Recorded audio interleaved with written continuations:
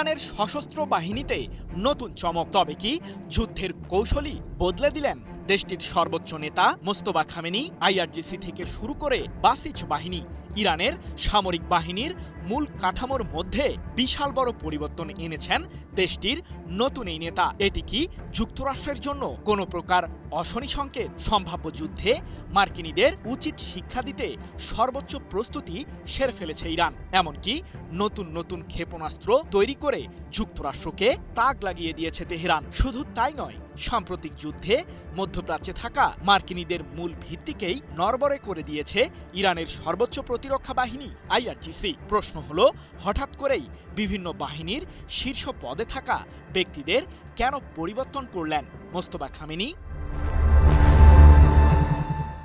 যুক্তরাষ্ট্র ও ইসরায়েলের অপশাসনের বিরুদ্ধে এক শক্তিশালী সামরিক কাঠামো গড়ে তুলেছে ইরান, যাকে ভেদ করতে সাম্প্রতিক যুদ্ধে ব্যাপক বেগ পোহাতে হয়েছে ইহুদিবাদীদের। যদিও চলতি বছরের ফেব্রুয়ারিতে ইরানের বিরুদ্ধে আচমকা হামলা চালিয়ে দেশটির তৎকালীন সর্বোচ্চ ধর্মীয় নেতা আয়াতুল্লাহ আলী খামেনিকে হত্যা করে যুক্তরাষ্ট্র ও ইসরায়েল, সেই সাথে ইহুদিবাদীদের আগ্রাসনের শিকার হয় ইরানের সশস্ত্র বাহিনীর শীর্ষ পদে থাকা ব্যক্তিরাও। ইহুদিবাদীদের পরিকল্পনাই ছিল ইরানের সামরিক কাঠামো তথা দেশটির সরকার ব্যবস্থাকে গুঁড়িয়ে দেওয়া। কিন্তু শত চেষ্টার পরও সেই যাত্রায় সফল হতে পারেনি যুক্তরাষ্ট্র ও ইসরায়েল।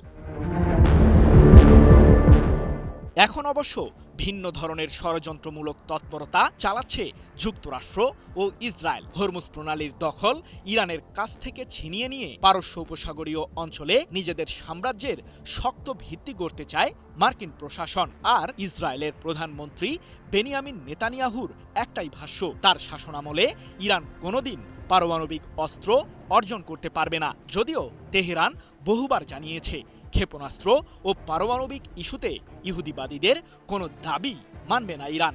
এ সম্পর্কে রেড লাইন অনুসরণ করছে দেশটি। উত্তপ্ত এই পরিস্থিতির মাঝেই আইআরজিসি সহ ইরানের সশস্ত্র বাহিনীর শীর্ষ পদে পরিবর্তন এনেছেন দেশটির সর্বোচ্চ নেতা মোস্তফা খামেনি, যাকে ঘিরে যেন ব্যাপক চিন্তায় রয়েছে মার্কিন প্রশাসন ও ইসরায়েল। কারণ এর আগে যুদ্ধ শুরুর পূর্বে ইরানের সামরিক কাঠামোতে এই ধরনের রদবদলের বহু ঘটনা ঘটেছে।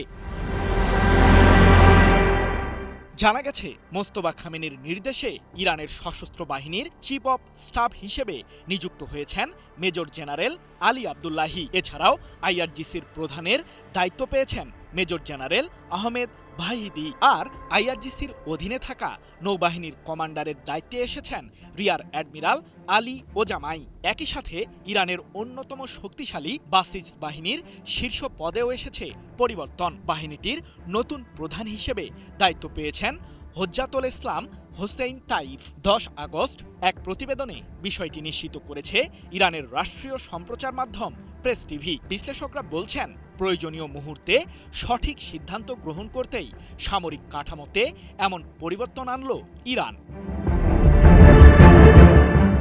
এদিকে সশস্ত্র বাহিনীর শীর্ষ পদে পরিবর্তনের পরই নতুন নির্দেশনাও দিয়েছেন ইরানের সর্বোচ্চ নেতা মোস্তফা খামেনি। শত্রুপক্ষের বিরুদ্ধে যুগোপযোগী প্রতিরক্ষা কাঠামো গড়ে তোলার উপর জোর দিয়ে তিনি বলেছেন, হাইব্রিড যুদ্ধ সহ যে কোনো ধরনের হুমকি মোকাবিলায় সর্বদা প্রস্তুত থাকতে হবে। তাই আধুনিক প্রযুক্তি ব্যবহার করে সামরিক কাঠামো গড়ে তুলতে হবে। যুক্তরাষ্ট্র ও ইসরায়েলের মতো শত্রুদের বিরুদ্ধে শক্তিশালী ও আক্রমণাত্মক অভিযানের জন্য প্রস্তুত থাকাই আমাদের লক্ষ্য।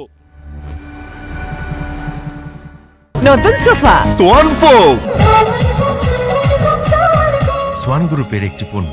বিশ্লেষকদের দাবি, শান্ত যুদ্ধের ময়দানে যে কোনো সময় আবারও উত্তাপ ছড়িয়ে পড়তে পারে। কারণ ইরান ইস্যুতে যুক্তরাষ্ট্র ও ইসরায়েলের কোনো লক্ষ্যই পূরণ হয়নি।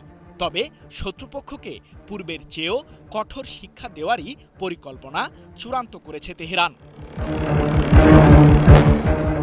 সৃজন মাহমুদ, নিউজ 24।